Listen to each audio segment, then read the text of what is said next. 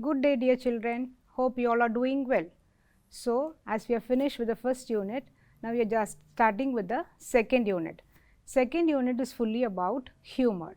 So, the lesson for us today is The Night the Ghost Got In by James Grover Thurber. So, you must be wondering, as I told you, this is a humor unit, but what has a ghost got to do with humor? Come on, let's see. Now, let's first of all see about the author. James Grover Thurber was an American cartoonist, author, humorist, journalist, playwright, and he was a celebrated wit. How come he celebrated wit? Most of his stories he concentrated about the frustration and eccentricities of ordinary people. And his famous cartoon and short stories were published by the New Yorker's magazine, such as the Catbird Seed. So, today the story what we are going to see is one such. Here, the narrator and his family members are caught in an unprecedented situation, and we just in the course of the story we will see how they came out of that danger, what was lurking behind them. Shall we go to the story, children? Fine. So, here the narrator in a house, the narrator lives with his brother Herman, his mother and his grandfather. His father and his elder brother Roy had gone to Indianapolis and they are expected at any time. So, one night the story starts like this, somewhere around in the year 1915. So, one night when the narrator was taking bath in the bathroom, he heard some footsteps down in the dining room. He just stepped out to see what was it. So, let's see whether, so all his guesses were like whether it was a burglar or a ghost or whatever it is. Any guesses, children? Come on, let's go into the lesson and see actually what it was. So, it was 1:15 o'clock in the morning. The narrator heard the steps of a man walking rapidly around the dining table downstairs. So, this always happens in the night. Even a small sound will wake us up and we will have our own imaginations. So, he was just thinking, what was the steps? So, when he was following the steps, he heard the steps kept going round and round at regular intervals. The narrator guessed that it must be his father or his brother Roy who must have returned from the Indianapolis. Later, he guessed that it must be a burglar. This always happens at home, especially in the night. When we hear unusual sounds, we think that somebody has entered the house. So, what will happen is this imagination will slowly lead us. Actually, we think that somebody has really entered, but the case will not be so. Until later, did he got to his mind that it was a ghost. So, ghost, how many of you are really scared of ghosts? Are there any ghosts or not? Okay, let's see whether it was really a ghost or a burglar or anybody else has entered the house. Shall we move on? Fine. So, slowly the narrator picked up some courage and he moved up to his brother Herman's room to alert him about the unusual sound from downstairs. So they slowly started moving towards the staircase downwards. Suddenly, their steps began again like a man running up and down the stairs, and slowly the sound started moving towards them. So, these boys, they thought that the ghost was moving towards them. They were really scared. Just imagine yourself in such a situation. What will happen? You are there all alone at home, your mother sleeping in one room and your brother and you just to go find out what it was actually. So, when they went and saw there, so they were just going down, but by the time they could step down the stairs, they found that the footsteps was moving up. So, they were really scared, and what did they do? The brother Herman, he ran to his room and he just slammed the door, and narrator didn't know what to do and he just moved to his room and he closed the door. So, the slamming of the door woke the mother up. The mother came out to inquire the boys what was it like. So, it always happens in the middle of the night if somebody is moving around here and there and you are slamming the doors, all these noise made the mother wake up. So, the mother of a house, you know, she does all the work at home and finally she is damn tired and she is sleeping over there. So, when she hears such sounds, what will happen? It made her angry. She woke up and she was just asking the boys, what are you boys up to in the middle of the night? So, the boys knew, always we know that mothers will always be scared when the father is not at home. So, they didn't want to make the mother feel really scared about the ghost.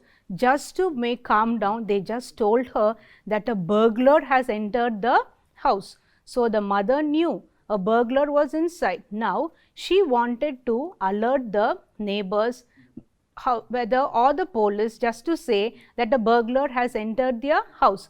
But now here is the twist of the story. You must always know, the boys know that it is not a burglar. They have fully concluded that a downstairs there is a ghost which has entered their house. But the mother is of the opinion that a burglar has entered the house. So here starts the confusion. So what's happening? So the brothers slowly went there, and the narrator is telling, okay, let me go down and see what is happening. And Herman told, okay, Herman was all the more scared than the narrator. So what did the narrator tell? Okay, let me go downstairs. So Herman told that he found that as an excuse, and he told, okay, let me stay with mother and you just go downstairs. But as you know, the mother will always be very protective of her children. So what she told was, none of you are going downstairs, let all of us stay together. But somehow they need to alert the police now. How to call the police? The telephone is downstairs. Nobody has got the courage or guts to climb downstairs to ring up the police. So what is they are thinking now? They are coming up with an idea. The mother is shouting, Eureka, fine, let me do something. We can alert the neighbors. So now comes the next problem. So what is happening there? Now they have a neighbor, Mr. Bodwell. He is a retired engraver. So he is just staying near their house. Now they want to alert the neighbor. If you are in such a situation, what will you do? Whatever you have in hand. In those days, as I am telling you, this happened in the year 1915. They didn't have any mobile phone or anything, or to SMS or to WhatsApp. So no other go. Now they have to call the neighbor. So they are not able to shout also, because once if they shout from here, the burglar who is staying downstairs, according to the mother, will get alerted. So what are they doing? The mother is getting up with an idea. What is she doing? She just picked up one of her shoe and threw on the neighbor's window pane. So what happened? The window pane, it just broke, and neighbor Bodwell came, and he was very angry. The reason for his anger was, already Mr. Bodwell and Mrs. Bodwell are already, they were subjected to mild attacks almost every day. This always happens in our neighborhood. What happens when children are playing? They throw balls, they throw stones, and it just goes and hits the neighbors' doors or windows. They get disturbed. So the same way now Mr. Bodwell thought that somebody is attacking them at the middle of the night. So he was angrily coming and standing there, and he didn't even wait to listen to the narrator's mother what she was about to tell. So from here she just started telling it in a sign language that burglars were inside the house. So now you must be clear, children. Actually the burglar, according to the mother, it is a burglar, but according to the two brothers, it is a ghost inside. So the mother was shouting from here through sign language or whatever she was able to tell to Mr. Bodwell that a burglar has come, entered their house. In this utter confusion, Mr. Bodwell didn't get into his mind that the burglar was in the narrator's house, but he mistook that the burglars have entered their house, and he was running frantically inside his house in search of the burglar.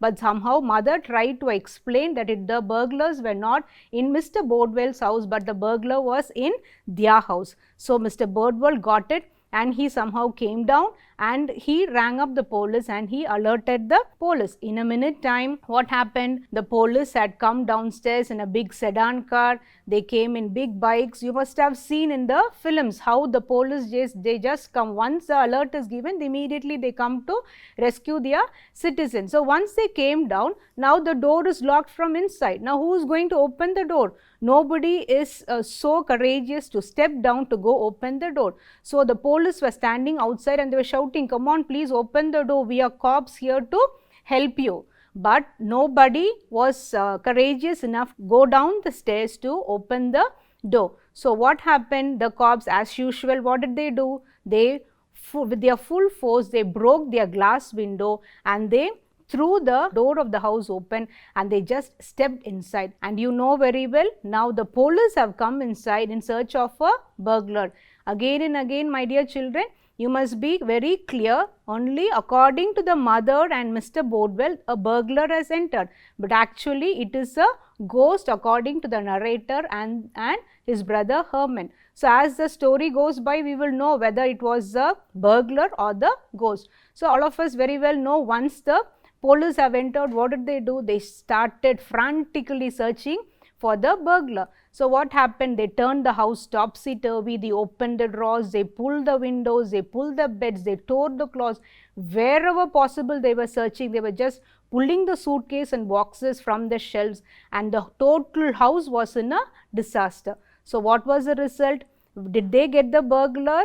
No, only if a burglar is there inside the house, they will find one. So, there was no burglar. Actually, they were searching for a nobody inside the house. So, once they were frantically searching and it was a total disaster, the police thought that the mother must be really hysterical to alert the police with no reason that a burglar has entered the house. So, once they came to a conclusion that there was nobody inside the house and the mother has simply to play fun have called the police, at that time when there was total silence, they heard a creaking sound from the attic. Here comes a twist of the story. From where did this creaking sound come? So, the narrator's family knew that it was their grandfather who was in the attic. So, what is an attic, children? Attic is a small room where you store the old things and keep. Nowadays in our houses we have the shelves there, or we call it as a loft where we just dump all the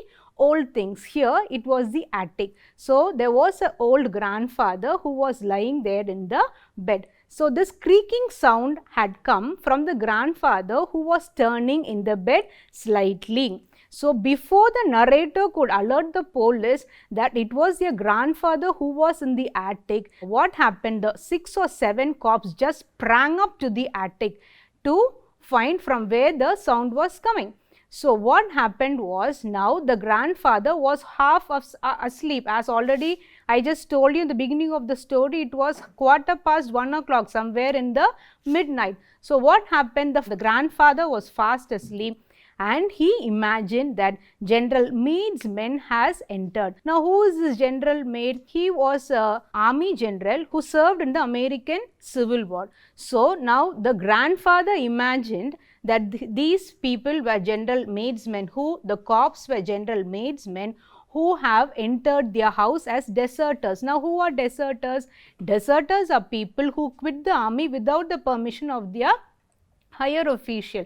So, he just thought that he was the person who has to save the whole country. And what did grandfather do? He just concluded that it was Meade's army who were deserters, who are trying to hide in the attic with the grandfather. So, what did the grandfather do? He grabbed the gun and fired once or twice in the darkness. Because in the verge to save the whole country, he was imagining. So, here lies the two imaginations. One imagination was a sound. Still now we did not know whether it was a ghost or the burglar. So, here the narrator imagines that a ghost has come in, and here now the grandfather imagines the cops to be General Meade's men, that is, who served during the American Civil War. So, in the total darkness, he grabbed a gun and he shot 1 or 2, and by accident what happened? One of the cop was shot in his hand. So, the policemen were really angry with the father. They least did they expect that the grandfather was there in the attic. So, what happened? They just rushed out of the house telling that, see, our men have been hurt.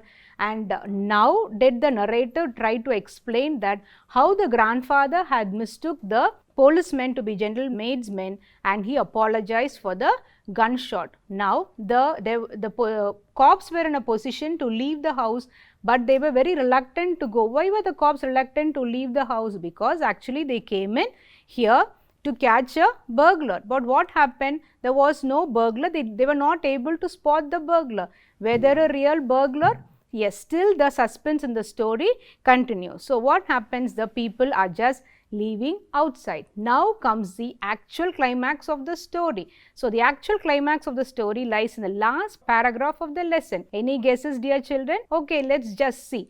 we'll just read only the last 2 lines of the last paragraph. The next day, the grandfather was as fresh as a daisy for the breakfast. He inquired about the corpse who had entered the house last night.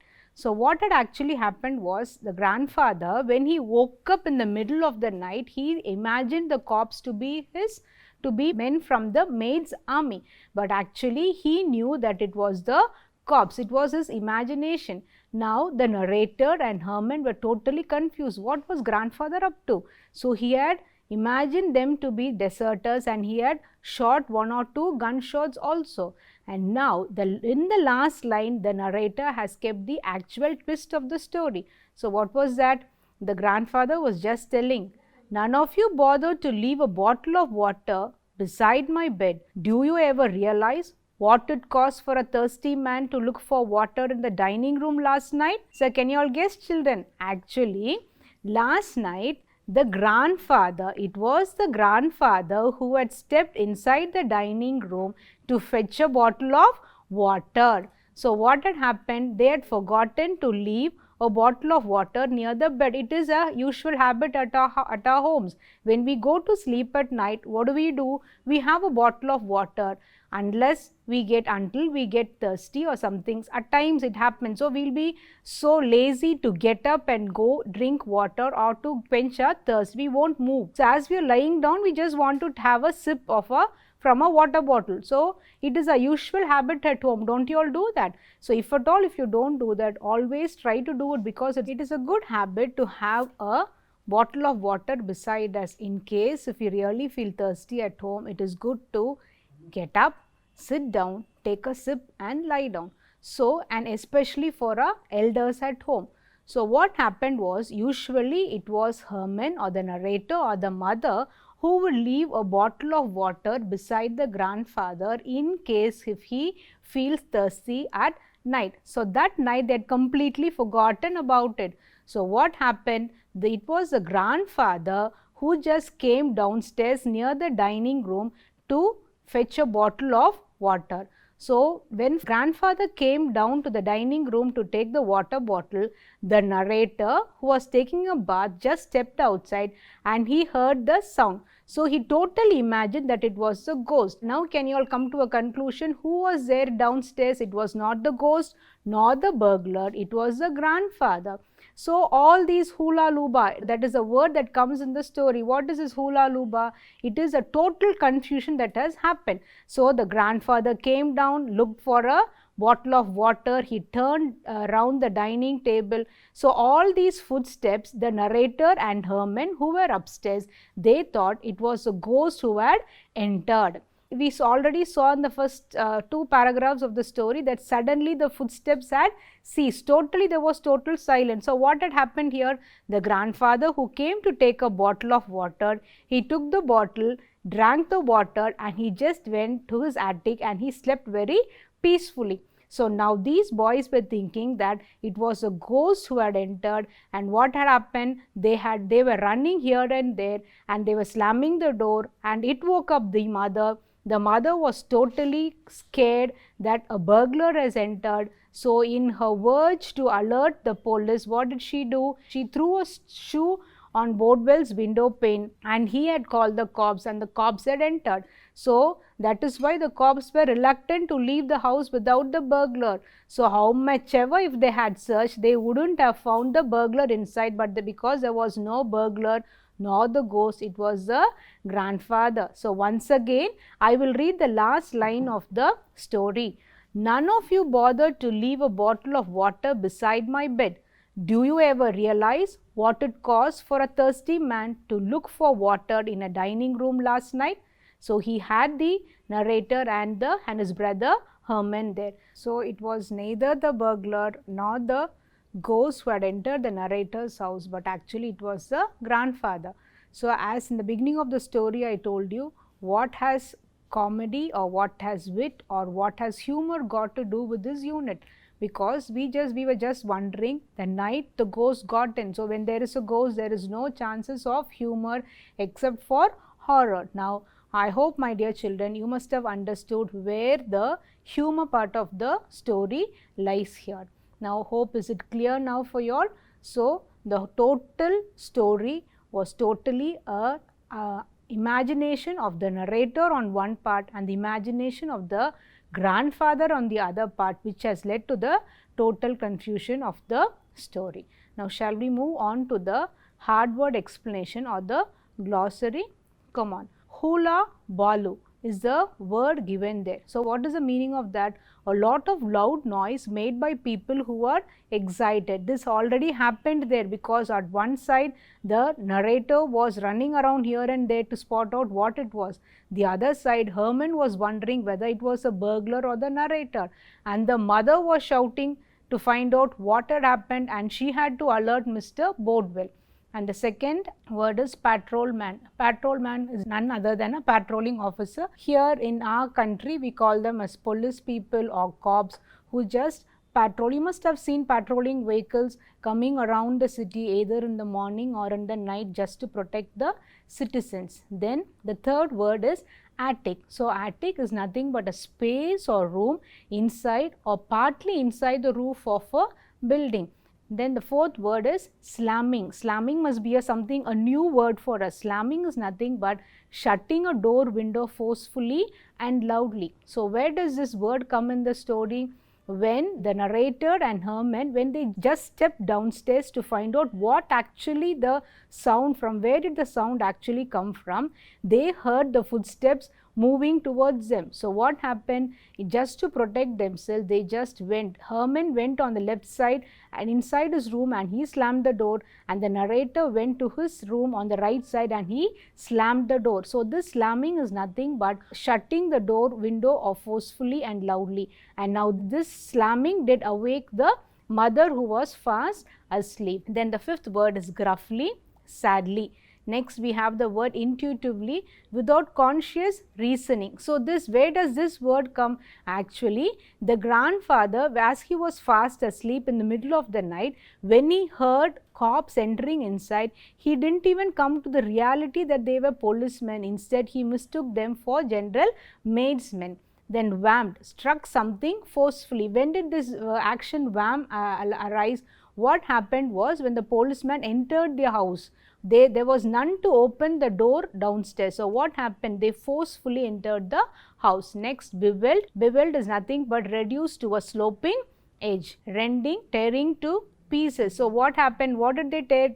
What was torn to pieces? All the clothes which was inside the closet were torn to pieces. Yanked. Yanked is nothing but pulled with a jerk. So, where does this action take place? Yanked. When the policemen entered, frantically when they were searching for the burglar, what did they do? They pulled the drawers up and down, they just pulled the bed. So, here we use the word pulled. There in American slang we call it as yanked. Then hysterical. Hysterical is nothing but affected by uncontrolled emotion. So, where does this word arise, hysterical? Actually, the cops think that the mother was hysterical as she just called the cops without the burglar inside. So, they thought that she was affected by some uncontrolled emotion. Then creaking. Creaking is nothing but making a squeaking sound when being called away, when being pulled. So, where does this word arise in the lesson? When the grandfather just turned over his bed, there was a small sound over there, creaking. Then the last word is deserter. A deserter is a person who leaves the armed force without permission. So, the grandfather thought that maidsmen were deserters who had entered into the grandfather's attic to hide in this attic just to escape from Mr. Stonewall Jackson. Can you understand? So, these are the words here, and as you find in this lesson, we have lots of American slang used here, and after the glossary, we have a separate exercise where the slang languages has been given as an exercise for you so that you can easily translate that and just read it in our own language. Now, let us see some of the question answers that comes with the lesson. First question, why did Herman and the narrator slam the door? So, we already know that they were just climbing downstairs to find out where the sound was coming from. So, when they heard that the steps were moving towards them upstairs, what did they do? Herman ran to his room and he slammed the door. The narrator went to his room and he slammed the door. What woke up the mother? So, the answer, continuation of the first question. So when the narrator and Herman were just slamming the door, it just woke the mother up. Third question, why do you think Mr. Bodwell wanted to sell the house? So who is this Mr. Bodwell? They were the narrator's neighbor and retired engraver. So he and his wife were often subjected to some attack either from the children who were playing or from the neighbors. So what they thought, now when the mother threw the shoe on the window pane just to alert him about the burglar who was hiding in their house, Mr. Bodwell thought it's once again a disturbance from the neighborhood, and he decided that it's better they sell the house and move out of this place. Fourth question, how did the cops manage to enter the locked house? So how did the cop manage to enter? Why was the house locked from inside? As the narrator, Herman and the mother were upstairs, they didn't have the courage to climb down to let the police in because they thought a burglar was down according to the mother. But Herman and narrator were dead sure that it was the ghost that was inside. So they thought that the ghost mustn't attack him. So what did they do? They just didn't open the door. And so how did the cop manage? They just forcefully used their shoulders, broke over the glasses, and they just forcefully entered the house.